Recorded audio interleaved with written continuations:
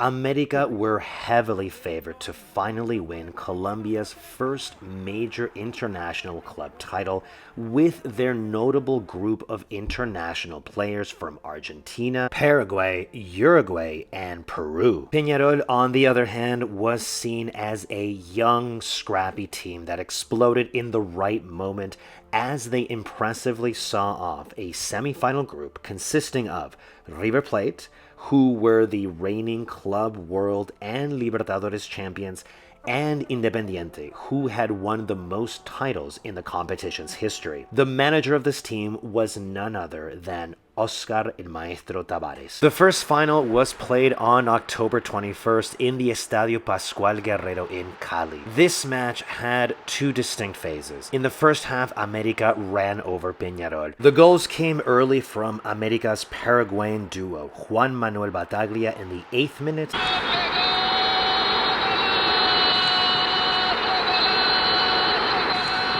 and Roberto Cabañas in the 27th.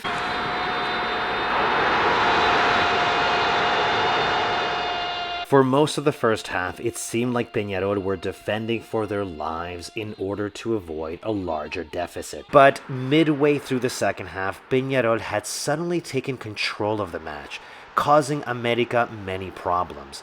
Ultimately, this didn't affect the final score, but it was an important psychological boost that they took back with them for the second leg in Montevideo. So on October 28th, the stage was set at the Estadio Centenario for what would turn out to be a very emotional second leg. Peñarol had to win the match to force a third decisive final, which was to be played on neutral ground. A draw would crown América champions for the first time in their history. The match began with Peñarol furiously attacking the Colombian side, but in the 19th minute, disaster struck for Peñarol as Roberto Cabañas scored the opener off a counterattack. Gol! Gol! At this point, it must have felt that América had finally done it. You could see it in the reaction of the players and their traveling fans. As tempers began to rise, Peñarol kept pressing on for what seemed like an unlikely comeback. The Centenario seemed to tremble as fans pushed Peñarol in every attack.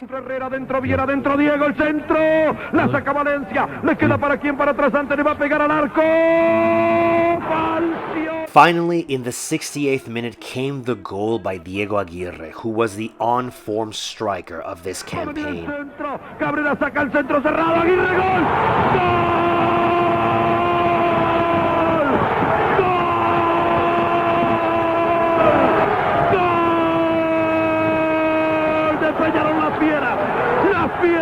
From there, Peñarol agonized as they missed clear chance after chance to keep the tie alive.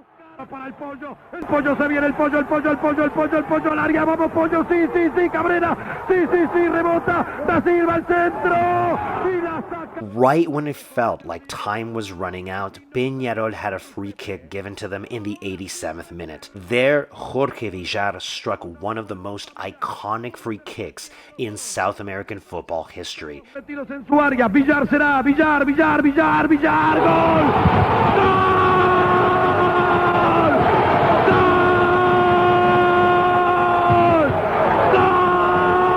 The atmosphere in the Centenario after this goal was truly remarkable. It felt like the goal carried the weight and pride of Peñarol's entire legendary history. While I've rarely seen or heard a reaction like this, the ironic thing is that this ending pales in comparison to the ending of the third decisive final. ¡Ganó Peñarol! ¡Ganó Peñarol! That final came on October 31st, Halloween of all days, and in Chile of all places. This stadium is particularly significant because it was here where Peñarol won their third and fourth Copa Libertadores in dramatic fashion. The match had been scheduled very suddenly, so it was played in front of a mere 16,500 fans. But those who attended the match will never forget what happened on this day. The scenario was clear. If the match ended in a tie after 120 minutes, América would be champions because they had a better aggregate from the first two matches. So Peñarol had to win. The initial 90 minutes were tension-filled as both sides produced clear chances to take the lead. But a key moment occurred in the 74th minute as both José Herrera from Peñarol and Roberto Cabañas, who was a key player for América, were red-carded in the same play. There were chances on both ends as space began to open up, including a clear penalty that was not given to Peñarol.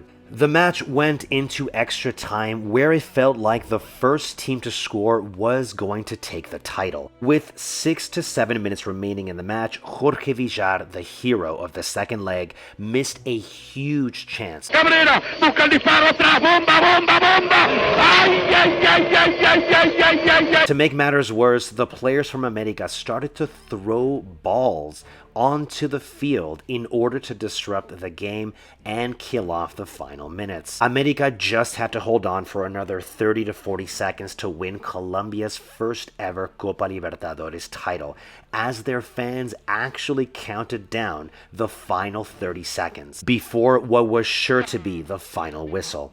Then came the moment. Va arriba Viera, golpe de cabeza, la busca da Silva, tiro para Villar, marca Valencia, sacó Valencia, sube Viera, viene para el bomba Diego, se va Diego, tira.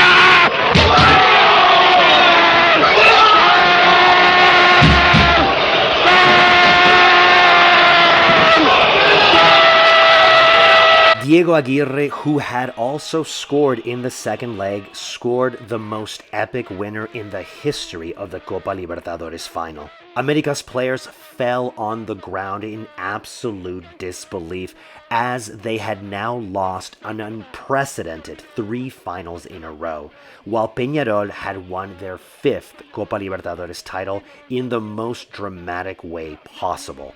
Thank you for watching. Gracias, que viene a treparse en el alambrado.